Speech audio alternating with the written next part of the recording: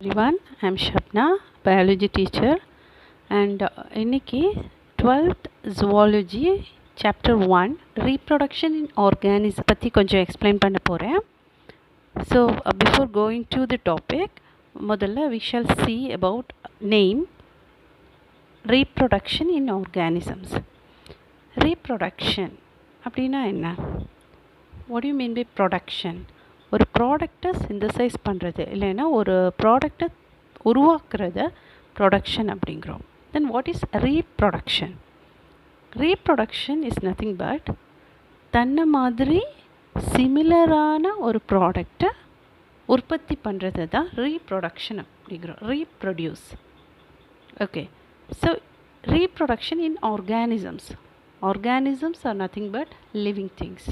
Okay, இப்போ எந்த மாதிரியான ரீப்ரொடக்ஷன் நம்ம ஆர்கானிசம்ஸில் நடக்குது, எப்படி ஆர்கானிசம்ஸ் இல்லைன்னா லிவிங் திங்ஸ் தன்னை மாதிரி சிமிலரான ஆர்கானிசம்ஸை உற்பத்தி செய்யுது, ரீப்ரொடியூஸ் பண்ணுது அப்படிங்கிறத பற்றி தான் இந்த டாப்பிக்கில் பார்க்க போகிறோம். ஸோ இந்த சாப்டரை 3 விதமாக பிரிச்சுக்கலாம். First, mode of reproduction, asexual reproduction and sexual reproduction. mode of reproduction அப்படின்னா என்ன? முறைகள், reproduction நடக்கிறதுக்கான முறைகள். asexual reproduction, ஏ அப்படின்னாலே இல்லைன்னு அர்த்தம். So sexual mode of reproduction இல்லை, அது தவிர்த்து a different type of reproduction, அதுதான் asexual reproduction. அடுத்தது செக்ஷுவல் ரீப்ரொடக்ஷன், அது ஹையர் ஆர்கானிசம்ஸ் லைக் நம்ம ஹியூமன் பீயிங்ஸாக இருக்கட்டும், நம்ம பார்க்கக்கூடிய அனிமல்ஸாக இருக்கட்டும், ஓகே, பேர்ட்ஸாக இருக்கட்டும். ஸோ இதில் எல்லாம் பார்க்கக்கூடிய ஒரு டைப் ஆஃப் ரீப்ரொடக்ஷன் தான் செக்ஷுவல் ரீப்ரொடக்ஷன். ஸோ உங்களுக்கு எல்லாருக்குமே தெரியும், லிவிங் திங்ஸ்க்கும் நான் லிவிங் திங்ஸ்க்கும் உள்ள டிஃப்ரென்ஸ் பார்த்திங்கன்னா, living things only can grow, they can eat, they can mature, they can develop and they can reproduce. இதெல்லாம் நான் லிவிங் திங்ஸில் நம்ம பார்க்க முடியாது. க்ரோத் நடக்கும். க்ரோத்காக என்ன பண்ணுறோம், நம்ம சாப்பிட்றோம், கண்டிப்பாக ஃபுட் நமக்கு தேவைப்படுது. மெச்சூரேஷன் நடக்குது, மெச்சூரிட்டி, ஒவ்வொரு ஆர்கன்ஸாக இருக்கட்டும் வளர வளர மெச்சூர்ட் ஆகிறோம், மெச்சூரிட்டி ஆகுது. அப்புறம் டெவலப்மெண்ட். ஸோ உங்களுக்கே தெரியும், ஃபார் எக்ஸாம்பிள் இப்போது ஃப்ராக்ஸ் எடுத்துட்டோன்னா முதல்ல என்னது டேட்போல்ஸாக தண்ணியில் இருக்கும், அதுக்கப்புறம் அது என்ன டெவலப் ஆகி அது அடல்ட் ஃப்ராக்ஸாக மாறுது. இது ஒரு எக்ஸாம்பிள். இந்த மாதிரியான டெவலப்மெண்ட்ஸ்.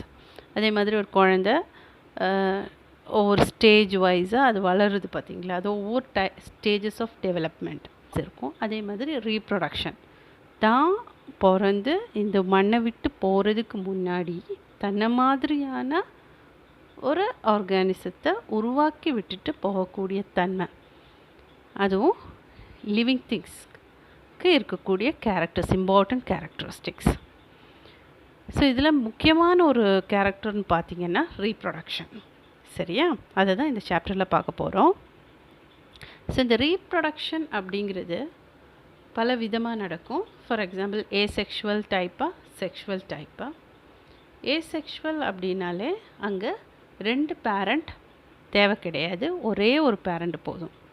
ஒரு ஃபீமேல் ஒரு மேல் அந்த மாதிரி 2 பேரண்ட்ஸ் தேவையில்லை, ஒரே ஒரு இண்டிவிஜுவல் இருந்தாலே போதும். அந்த இண்டிவிஜுவல் இருந்து அதே மாதிரியான சிமிலரான ஒரு ஆர்கானிசம் டெவலப் ஆகும். ஸோ அது எப்படிங்கிறத ஃபர்தராக நம்ம டீட்டெயில்டாக பார்த்துக்கலாம். செக்ஷுவலுங்கிறப்ப ஜஸ்ட் ஆப்போசிட். என்னது, அதுக்கு 2 விதமான பேரண்ட்ஸ் தேவை, ஒரு மேலும் ஒரு ஃபீமேலும். 2 பேரண்ட்ஸும் சேர்ந்து ஒரு உயிரை உருவாக்குது, அதுக்கான ஸ்பெஷல் பாடிக்குள்ளே இருக்குது. சரியா, ஃபீமேல் எடுத்துட்டோன்னா ஓவம்ங்கிறோம், முட்டை. மேல் எடுத்துட்டோன்னா ஸ்பெர்ம் அப்படிங்கிறோம். ஸோ இது வந்து ரீப்ரொடக்ஷனுக்காக நம்ம உடம்பில் இருக்கக்கூடிய செல். இந்த செல்ஸை நம்ம கேமீட்ஸ் அப்படிங்கிறோம். மற்ற செல்ஸில் இருந்து இந்த செல்ஸை டிஃப்ரென்ஷியேட் பண்ணுறதுக்காக இந்த செல்லை மட்டும் நம்ம என்னன்னு சொல்கிறோம், கேமீட்ஸ் அப்படிங்கிறோம். சரியா, ஸோ இந்த ரீப்ரொடக்ஷன் நடக்கிற டைமில் அந்த செல்லில் என்னெல்லாம் விதமான மாற்றங்கள் நடக்கும்னு பார்த்திங்கன்னா, மெயினாக டிஎன்ஏ. உங்களுக்கு தெரியும், DNA deoxy ribo nucleic acids, இது எல்லா செல்லுலேயுமே இருக்கக்கூடிய ஒரு சப்ஸ்டன்ஸ் டிஎன்ஏ. இந்த டிஎன்ஏயோட ஃபங்க்ஷன் என்னென்னா, ஒரு அனிமல் இல்லைன்னா ஒரு ஹியூமன் பீயிங் எந்த ஆர்கானிசமாக இருக்கட்டுமே அதோட அத்தனை கேரக்டர்ஸ், ஃபிசிக்கல் நேச்சராக இருக்கலாம், எல்லாம் இன்டர்னல் ஃபங்க்ஷன்ஸ், எக்ஸ்டர்னல் அப்பியரன்ஸ் எதுவாக இருக்கட்டுமே அந்த ஆர்கானிசத்தோட A to Z கேரக்டர்ஸை டிட்டர்மைன் பண்ணுறது இந்த டிஎன்ஏ தான். அந்த பர்சனோட ஹேர் கலர், பாடி கலர், கண் ஐஸோட கலர் எல்லாமே அந்த டிஎன்ஏ தான் டிட்டர்மைன் பண்ணுது. சரியா? ஸோ டிஎன்ஏ வந்து ரொம்ப ரொம்ப அந்த ஒரு மனிதனோட இல்லைன்னா ஒரு லிவிங் ஆர்கானிசத்தோட கேரக்டரை டிட்டர்மைன் பண்ணக்கூடிய ஒரு சப்ஸ்டன்ஸ் தான் இந்த டிஎன்ஏ. அதனால தான் டிஎன்ஏ டெஸ்ட் எடுத்து பார்த்தோன்னா அந்த பர்டிகுலர் பர்சனை நம்மளால் ஐடென்டிஃபை பண்ண முடியும்னு சொல்கிறது. இது வந்து ரொம்ப ரொம்ப முக்கியமான ஒரு சப்ஸ்டன்ஸ். ஓகே, அதே மாதிரி ஆர்என்ஏ, ரிபோ நியூக்ளிக் ஆசிட்ஸ், இதோட ஃபங்க்ஷன் என்னென்னா ப்ரோட்டீன்ஸை வந்து சிந்தசைஸ் பண்ணும். இப்போ ஒரு நியூ ஆர்கானிசம், ஒரு புது உயிர் உருவாகணும்னா, அது வளரணும்னா அதுக்கு என்னது நிறைய ப்ரோட்டீன்ஸ் தேவைப்படுது. ஸோ அந்த ப்ரோட்டீன்ஸை வந்து சிந்தசைஸ் பண்ணுறது தான் ஆர்என்ஏ. ஸோ அந்த ஆர்என்ஏ அந்த ரீப்ரொடக்ஷன் டைமில் அதிகமாக உற்பத்தி ஆனால் தான் அதால் அதிகமாக ப்ரோட்டீன்ஸை சிந்தசைஸ் பண்ண முடியும். ஸோ அந்த ரீப்ரொடக்ஷன் டைமில் ஆர்என்ஏ வந்து அதிகமாக சிந்தசைஸ் ஆகும். இந்த டிஎன்ஏ என்ன பண்ணுன்னா ரெப்ளிகேட்ஸ், இட் கெட்ஸ் ரெப்ளிகேட்டட்னா நத்திங் பட் அந்த டிஎன்ஏ நீங்கள் பார்த்தீங்கன்னா அதோட ஸ்ட்ரக்சர்னு பார்த்தீங்கன்னா ஒரு 2 ஸ்ட்ராண்ட் இருக்கும். அது வந்து இந்த ஏணிப்படி இருக்குல்ல அதே மாதிரி இருக்கும். சரியா? ஸோ அந்த 2 ஸ்ட்ராண்ட்ஸுங்கிறது அந்த ஏணிப்படியோட அந்த 2 சைடில் இருக்கக்கூடிய 2 நீல கம்புங்கிற மாதிரி இமேஜின் பண்ணிக்கோங்க. அது மிடில் அந்த 2 ஸ்ட்ராண்ட்ஸும் ஈக்குவல் ஹால்ஸாக வந்து வெர்டிக்கலாக இட் கெட்ஸ் செப்பரேட்டட் ஸ்ட்ராண்டு இன்னொரு பாடியில் இருந்து வரக்கூடிய ஒரு கேமீட், ஃபார் எக்ஸாம்பிள் ஃபீமேல் கேமீட்டில் இருக்கக்கூடிய அந்த செப்பரேட்டட் ஸ்ட்ராண்டும் மேல் கேமீட்டில் இருக்கக்கூடிய செப்பரேட்டட் ஸ்ட்ராண்டும் ஃபர்டிலைசேஷன் நடக்கிற டைமில் சேர்ந்து இதோட கேரக்டரும் அதோட கேரக்டரும் சேர்ந்து புது டிஎன்ஏ வந்து உருவாகும். அதனால தான் அந்த குழந்தைக்கு அம்மாவோட கேரக்டரும் அதே மாதிரி அப்பாவோட கேரக்டரும் இருக்கிறது.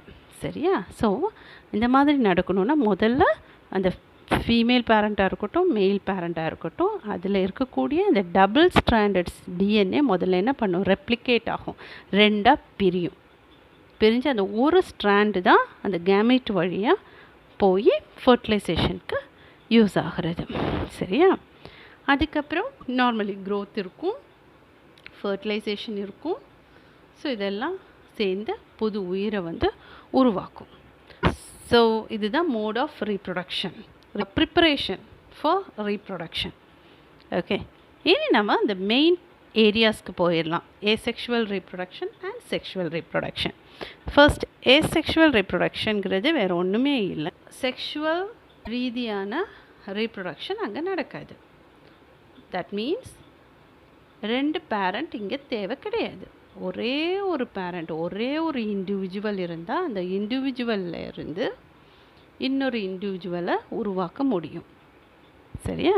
இது மெயினாக இது ரொம்ப மைன்யூட்டான டைனியான organisms, for example bacteria, algae, அப்புறம் பாரமீசியம், இந்த மாதிரியான ரொம்ப நமக்கு கண்ணுக்கு தெரியாத ரொம்ப சின்ன மைக்ரோஸ்கோபிக் ஆர்கானிசம்ஸ்ன்னு சொல்கிறோம்ல, இதில் நடக்கக்கூடிய ஒரு டைப் ஆஃப் ரீப்ரொடக்ஷன் தான் இது ஏசெக்ஷுவல் ரீப்ரொடக்ஷன்.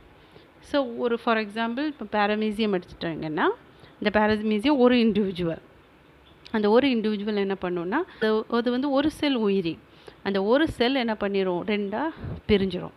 ஸோ 2ஆக டிவைட் ஆகிறப்போ இந்த ஒவ்வொரு டிவைடான ஒவ்வொரு பார்ட்டும் ஒவ்வொரு புது உயிரினமாக மாறிடும். ஓகேவா? இதே மாதிரி தான் அமீபா எடுத்துக்கோங்க, அதுவும் 1 செல்டு ஆர்கானிசம், அதுக்கு ஒரு செல் உயிரி. இதுவும் அந்த ரீப்ரொடக்ஷன் நடக்கிற டைமில் அந்த ஒரு செல்லு 2ஆக பிரிஞ்சிடும். அந்த பிரிஞ்ச ஒவ்வொரு செல்லும் ஒவ்வொரு உயிரினமாக மாறிடும். இதில் நியூ இண்டிவிஜுவல் இல்லைன்னா நியூ ஆர்கானிசம் வர்றதுக்கு 2 பேரண்ட் தேவை கிடையாது, ஒரே ஒரு பேரண்ட்டே போதும். அதனால இதுக்கு வந்து யூனிபேரண்டல் இன்ஹெரிட்டன்ஸ் அப்படிங்கிறோம். யூனிபேரண்டல் இன்ஹெரிட்டன்ஸ் அப்படின்னா அந்த ஒரு இண்டிவிஜுவலில் இருந்து ஒரு புது உயிர் உருவாகுது. அப்படிங்கிறப்போ ஒரு உயிரியோட எல்லா கேரக்டர்ஸும் டிட்டர்மைன் பண்ணுறது டிஎன்ஏ. ஸோ அந்த சிங்கிள் இண்டிவிஜுவல்லேருந்து புது ஒரு உயிரினம் ஃபார்ம் ஆகிறப்போ சிங்கிள் பேரண்டில் என்ன டிஎன்ஏ இருந்துச்சோ அதே தான் அந்த புதுசாக உருவான உயிரினத்துலேயும் இருக்கும். சரியா? அங்கே ஒரு மிக்ஸ்டு டைப் ஆஃப் டிஎன்ஏ அந்த புது உயிரியில் வர்றதுக்கு வாய்ப்பு இல்லை. அப்போது அந்த பேரண்ட்டுக்கு என்ன கேரக்டர் இருக்குதோ அது வந்து டிட்டோவாக அந்த ஆஃப்ஸ்ப்ரிங்கிறது வேறு ஒன்றும் இல்லை, அந்த புது உயிரி வருதில்ல அந்த பேபி, அதுதான் அதுக்கும் இருக்கும். அதனால தான் அதை என்ன சொல்கிறேன், யூனிபேரண்டல், சிங்கிள் பேரண்டல், யூனிபேரண்டல் இன்ஹெரிட்டன்ஸ் அப்படிங்கிறோம். ஸோ அந்த ஜீன்ஸ்லேயும் ஜெனட்டிக்கல் நேச்சர்லேயும் எந்த விதமான வேரியேஷன்ஸும் இருக்காது. ஓகே. இனி ஏசெக்ஷுவல் ரீப்ரொடக்ஷன் நிறைய விதமாக நடக்கும். Like fission, budding, fragmentation, regeneration, இந்த மாதிரி டிஃப்ரெண்ட் டைப்ஸ். ஸோ இந்த டைப்ஸை நம்ம அடுத்த செஷனில் பார்த்துக்கலாம். Okay, I hope you all understood. If there is any doubt regarding this area, you can comment. I can try to give you a clarification regarding this. Thank you.